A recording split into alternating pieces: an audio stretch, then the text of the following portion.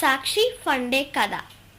తేదీ 24 నవంబర్ 2024. కథ పేరు కాకులు దూరని కారడివి. రచన జూటూరు తులసీదాస్. ఒకరోజు చీమ కాకి ఒకదానికి ఒకటి ఎదురుపడ్డాయి. ఈ అడవి గురించి నీకంటే నాకే ఎక్కువ తెలుసు అని గర్వంగా అన్నది కాకి. కాదు, నాకే ఎక్కువ తెలుసు అని పొగరుగా బదులిచ్చింది చీమ. నేను పెద్ద పెద్ద చెట్లలో గూడు కట్టుకుంటాను.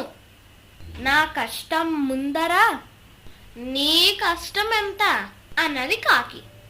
క్రమశిక్షణతో ఉంటా, కష్టపడి పనిచేస్తా, ఎంత బరువునైనా సులభంగా మోస్తాను, కాబట్టి నేనే గొప్ప అన్నది చీమ. ఇలా కాకి చీమ కాసేపు మాట అనుకున్నాయి. తర్వాత అక్కడి నుండి వేటి దారిన అవి వెళ్ళిపోయాయి. ఎలాగైనా చీమకు బుద్ధి చెప్పాలని కాకి ఆలోచించసాగింది. అటు చీమ కూడా కాకి తల పొగర్ని దించాలనుకుంటూ సమయం కోసం చూడసాగింది. ఒకరోజు ఉదయాన్నే లేచిన చీమ అడవిని వదిలి కిందకొచ్చింది. దారిలో దానికి ఒక మనిషి ఎదురయ్యారు. అతన్ని పలకరించింది. ఆకాశాన్ని తాకే అంత ఎత్తు చెట్లున్న పెద్ద అడవిని చూపిస్తా, అవి నీకు ఉపయోగపడతాయి, మంచి ఆదాయం వస్తుంది, నాతో రా, ఆ అడవిని చూపిస్తా అన్నది. చేతిలో గొడ్డలి తీసుకొని చీమ వెంట అడవికి చేరాడు ఆ మనిషి.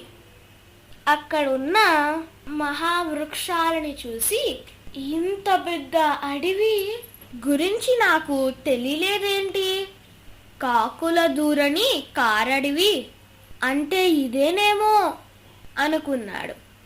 ఆ అడవిని చూపించినందుకు చీమకు కృతజ్ఞతలు తెలిపాడు. మరుసటి రోజు రంపాలతో 10 మందిని కూలీలను తీసుకొని ఆ అడవికి వెళ్ళాడు మనిషి. చెట్లను నరికించడం మొదలు పెట్టాడు. చెట్ల మీదున్న కాకి గూడ్లన్నీ ధ్వంసమయ్యాయి. కాకి గుడ్లు పిల్లలు నేల మీద రాలిపడ్డాయి. ఆ దారుణం చూడలేక కాకి బాధతో అక్కడి నుంచి ఎగిరిపోయింది. అడవిలో ఉన్న చెట్ల అన్నింటినీ నరికించి లారీలో పట్నం వైపు తరలించాడు ఆ మనిషి. కాకికి తగిన బుద్ధి చెప్పాననుకొని సంబరపడింది చీమ. మర్నాడు కాకి వెళ్ళి మనిషిని కలిసింది.